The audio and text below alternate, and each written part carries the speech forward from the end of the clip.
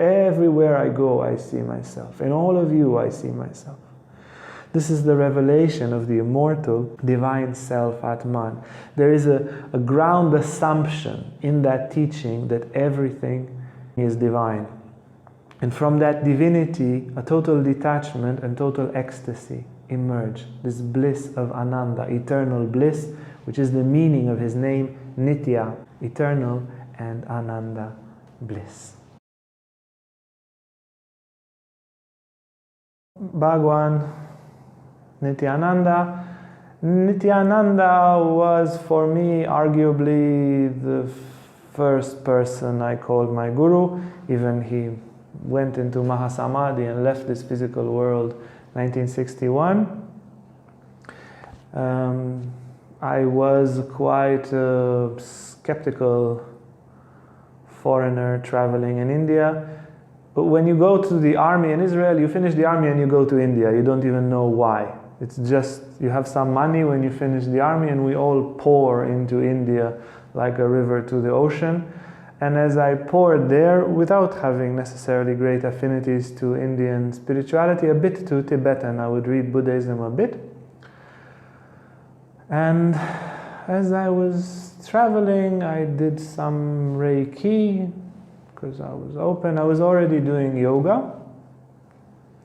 And I loved the yoga practice, but didn't like so much the teachers that I studied with then. And the person from the Reiki said, come, there is something with some guru meditation. I said, oh, sounds like fun. And anyway, I didn't have anything to do. So I went, and there was this picture of Nityananda, and they said, look, this is the guru, you worship, worship, worship. So we sat, it was a very small room, and we sat there and chanted Om Namah Shivaya or whatever we chanted. And after a while, I came there a few nights, and the energy was extraordinary. I could feel energy already. I was quite blurry still, but I could feel strong enough. And it was so strong, the sensation, that I decided to change my plans, change my visa, get an extension, and start traveling this group which was following Nityananda. I went to their ashram. I was the only Westerner. There were 50-something Indians and me. I would only see a Westerner face when I would shave. It was just, and they wouldn't speak much English, but the energy was extraordinary. They didn't tell us anything about Nityananda, nothing. It was just a big picture, and then 5:30 in the morning, we meditate Nityananda in Muladhara, and Shiva and Gayatri, and then in Svadhisthana, and the whole day, from 5:30, we meditate, sit and meditate, visualize this person that I knew nothing about. There was not a book, there was nothing, but the energy was extraordinary. I remember I would sweat in the meditations, my body would shiver, and I would feel all sorts of things which I could not describe, I could not connect, but I knew that it was really, really good for me. And then we would sing for Nityananda, and then we would meditate. And something inside of me clicked. I did not have a concept of God. I was definitely not searching for a guru. And if I would be searching, I would be searching for some kind of explanations. What on earth we are doing. But the energy was so extraordinary that I stayed. And he somehow stayed in my heart. I remember traveling in India is a bit scary. I was just, when I was 21, I was more scared than a regular person, more anxious. And then traveling in India on top of just being a slightly anxious person was quite a thing, and also traveling alone.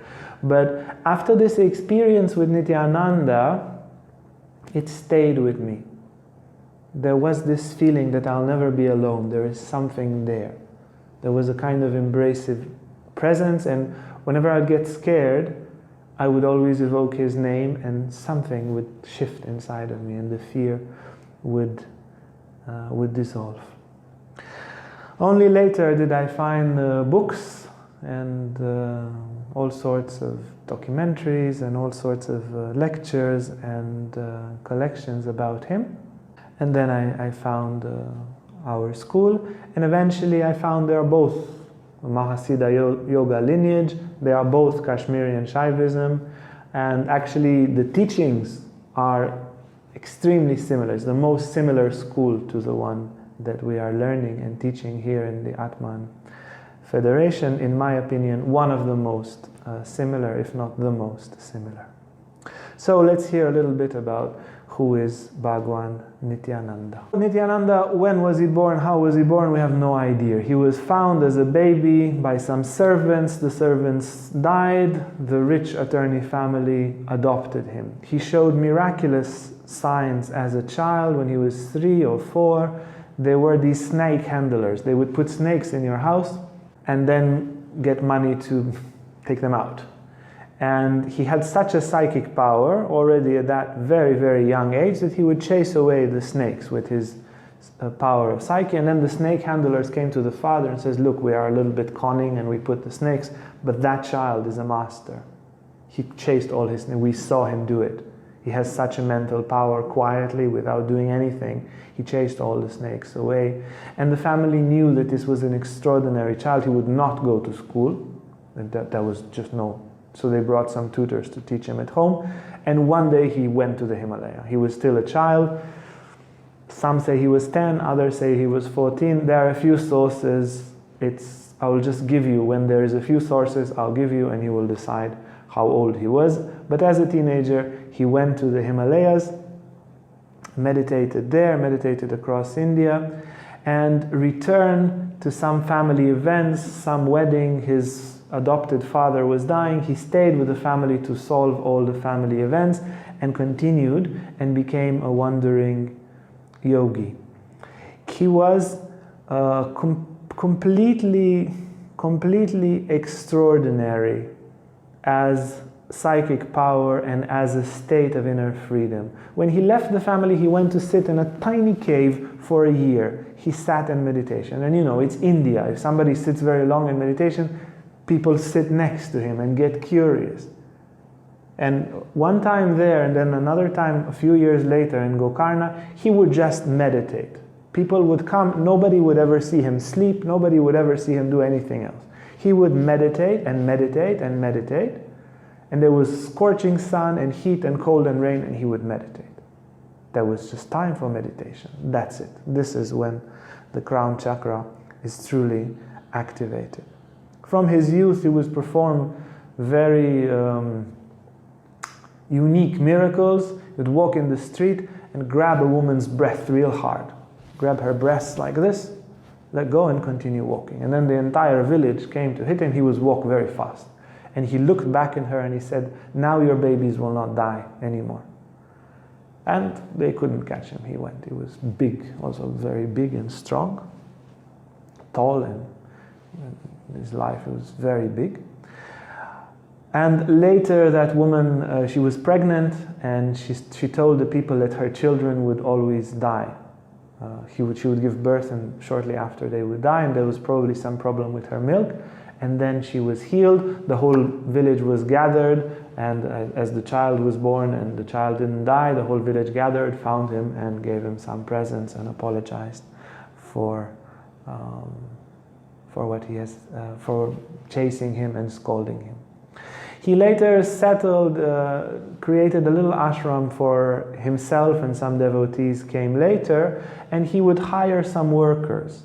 And in the end of the work day, the workers will come and he would say, how many hours did you work? Okay. Under that tree, there was a little pile of cash. And you, how many hours did you work? Under that stone. And there was that. And the exact sum of money would come in that way. The tax authorities came and says, where do you get the money? We never seen you work. Who is sponsoring you? Please explain. He says, I get it from the crocodile lake down there, from the crocodile pond. And he's like, you're making fun of us, we'll put you in jail. He says, come, I'll show you.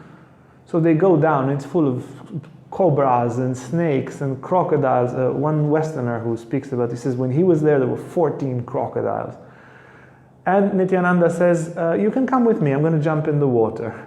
So he jumps in the water, he stays underwater for 5 minutes. They're all, all these tax collectors with their little suit are pulling their pants next to this horrible pond. After 5 minutes, Nityananda comes back with a ton of money in his hands. And he says, you see, I have there, I don't know where they bring it, but if you want, I can show you, there's a lot of money there. And they were like, you know what, I think we're going. And they left him in peace and never asked after that anything more. Many years he was completely naked until his disciples insisted that he wears underwear. So at a certain moment he advanced from being completely naked to having underwear. It is called Degambara. It's a particular, let's say, sect or a particular description of naked saints. He was once waiting for the bus, and he was only in his underwear, and the bus driver saw, oh, there's this strange person in the underwear, and he didn't stop the bus. He continued. And then in the next stop, it was Nityananda again with his underwear. And all the people in the bus, because they found out, you know, they saw what happened. He was like slowing down to stop, and he didn't stop. And then he's, okay, that guy again. So he let him in the bus. He would, in the train also, they took him off the train because he didn't have a ticket. The same story happened to Nimkaroli Baba some decades later, and then the train wouldn't move. And everything in the train, all the technicians came, and then they said, look, this man is a saint. You were disrespectful. You took him off the train, put him back on the train. They put him back on the train goes. He would give very deep spiritual advices. Somebody came to him very sick, and Nityananda asked him what happened. He said, well, I received this food from a Muslim saint. You know, in India they have this very nice, some of them at least have this very nice tolerance, and Hindus and Muslims go to saints also from the other traditions. So I received food from a Muslim saint, and I didn't think, I threw it in the garbage. And since then I have this terrible disease. Nityananda said, tell me the story again. So he told everything again. And then he didn't say anything. He went to the food storage, he put a newspaper, and he put jam and oats and beans and vegetables and all sorts of things, and he took a big stick and he mixed it all together, and it would just look like vomit. And the person came after him, and Nityananda said, eat it, eat all of it, all of it. So the person, a devotee, ate all the food and was healed. Yeah, such was his grace. When he was still naked, he would climb trees. He would sit on the tree, and everybody knew there's a saint there. And India, like India, this is receiving a grace from the saint is like the best thing you can ever do. So they would gather under the tree, and he would take down the leaves of the tree, whatever tree it would be, and throw it to the people. And whatever disease they have, they would hold on to the leaf, and many of them would be healed. And sometimes he would say, eat, eat, eat. And they would eat whatever leaf, and through their faith, many of them were healed. He would speak, his teachings were gathered into a text called Chitta Akash. You can also find it on YouTube. Very profound teachings. Basically, his teachings are those of, or let's say the most similar to Kashmirian Shaivism, to the teachings of Abhinavagupta, Kshemaraja, Utpaladeva, and others. Basically, awaken Kundalini Shakti and reveal the divine self, Atman. Reveal that you are everything. They would ask him, who are you? Are you incarnation of Shiva? Are you incarnation of Vishnu? Are you Krishna? Who are you? Who are you? And he said, why you ask me to say anything about myself? Everywhere I go, I see myself. In all of you, I see myself. This is the revelation of the immortal divine self, Atman. There is a ground assumption in that teaching that everything is divine.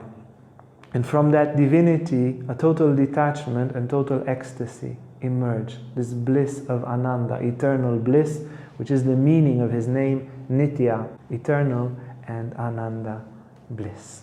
He really loved children. He would get a lot of money from those crocodiles and from whatever donations, and would feed huge amounts of children from the villages. He traveled to Ganesh Puri, which was a little deserted, very scary place that had two tribes of cannibals. They were kind of aboriginal cannibals. So he really chose a place to settle. He went and walked, and then when it was the worst, he settled there. And these people, they probably thought he would eat him. He was a big man, it could be a meal for many. But his spiritual power just overwhelmed him, and they became devotees, and they forsake their ways. And only with them would he have a regular conversation. Only with them he would say, oh, the weather is like this, and how are you doing, and how's your auntie, and whatever. The other visitors, he would behave as if he was a madman and answer only very divine and profound answers which would leave everybody stunned. Yeah, like that, eat all of this. But only with these two crazy tribes of Aborigines that were utterly tamed by his presence would he speak. As he got there, so many people came, he would get thousands of visitors a day. And then a road was built, a whole little town was built basically around him, and it's still there, Ganesh Puri. The lineage continued, as we will see, with his disciple, great disciple, Muktananda. Among these visitors, just to give you examples, he would take care of everything and everyone's needs. Some family came and he says, oh, we are so poor. He said, oh, buy a truck. Buy a truck? We don't have food, buy a truck.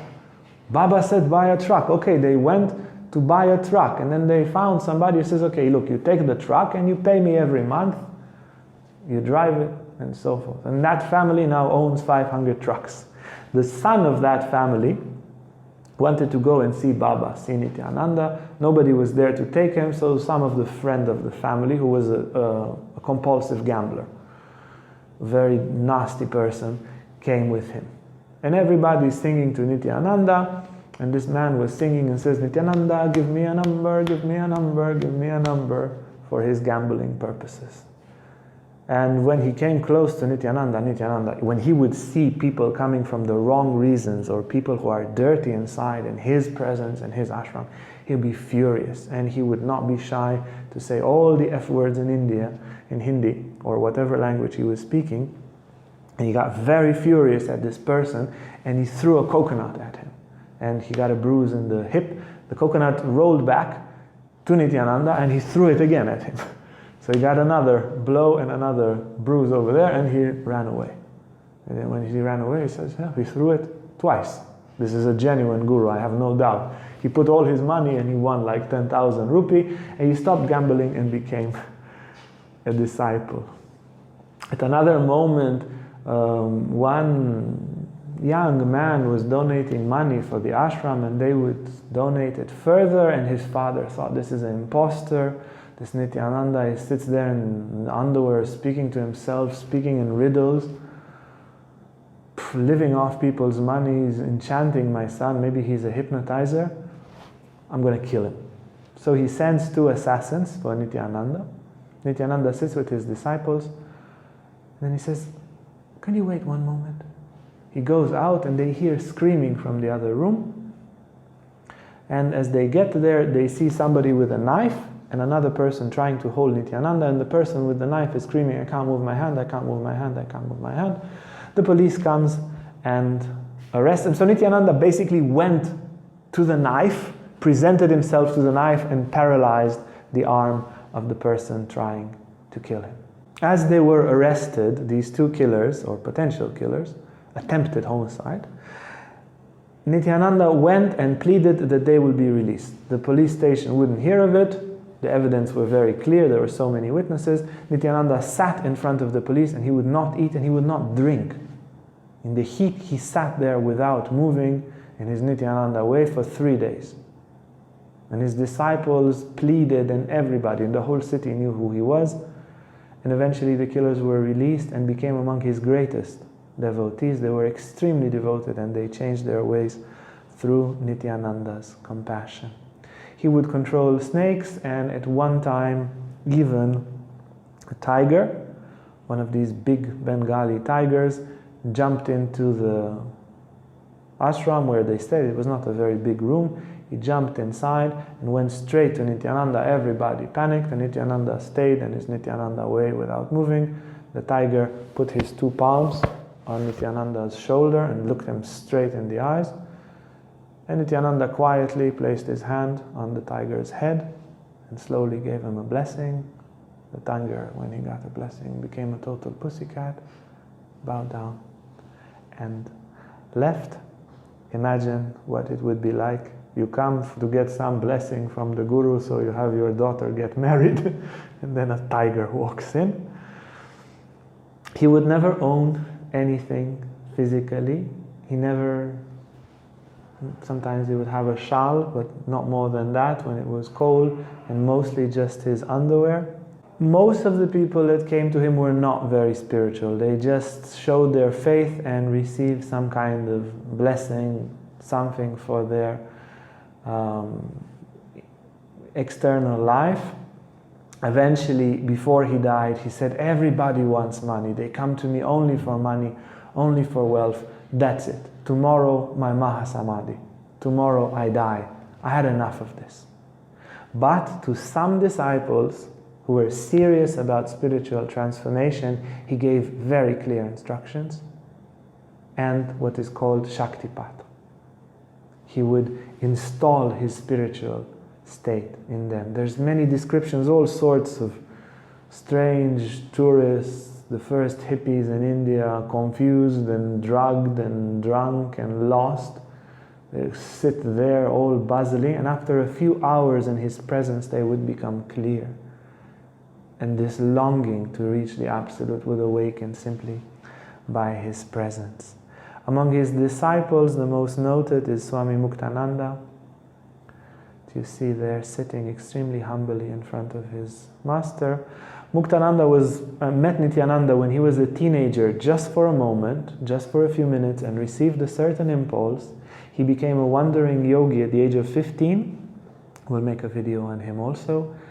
And met Nityananda again after accomplishing very, very strong sadhana. He was very accomplished already when he met Nityananda, and when he saw the Guru, that's all he searched for.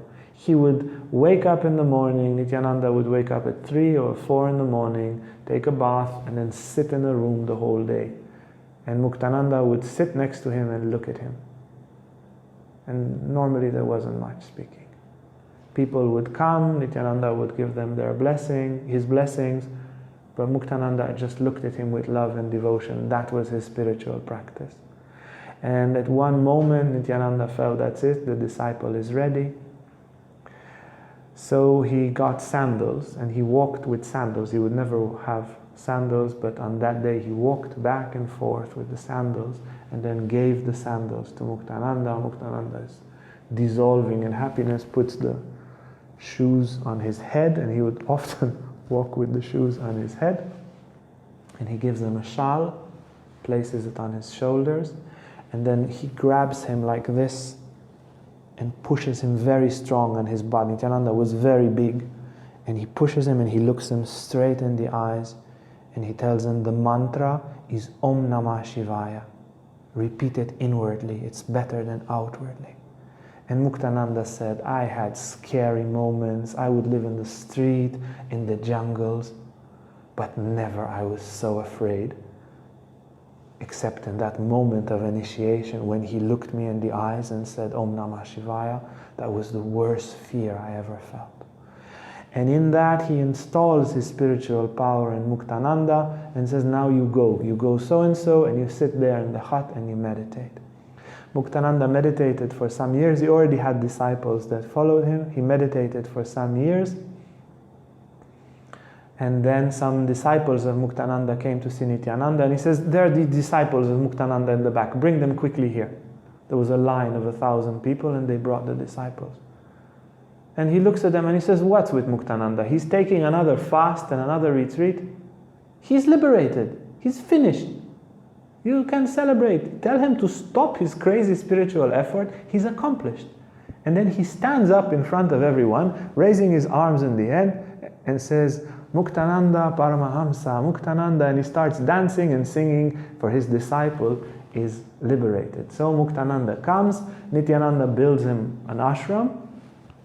They are just one next to the other, and Muktananda, half of the time he acts like Nityananda's disciples and sits there quietly, never speaking unless Nityananda addresses him, just sits quietly with adoration, even he's an accomplished being himself. And the other half of the time he sits next room, he's the guru, and he gives teachings. And very often they would say the same teachings in the same time, with the same examples, with the same body gestures. They were synchronized. They had one heart. The heart of the master, of the disciple, was utterly united. As we can see with Ramakrishna and Swami Vivekananda, also Nityananda and Muktananda, their heart became one. Muktananda then goes to the West. In about 2 years, he starts 450 centers in the West. Every 2 or 3 days, he would open a meditation center. So great was his spiritual power. And until today, there are many of these wonderful centers spreading the teachings and Shaktipat, the spiritual power of Bhagavan Nityananda and his disciple Muktananda. Hey guys, if you like this video, make sure to like and subscribe to our YouTube channel for more content on spirituality, Tantra and more. And if you want to sign up for our online classes or for our retreats, you can see our website on the description below.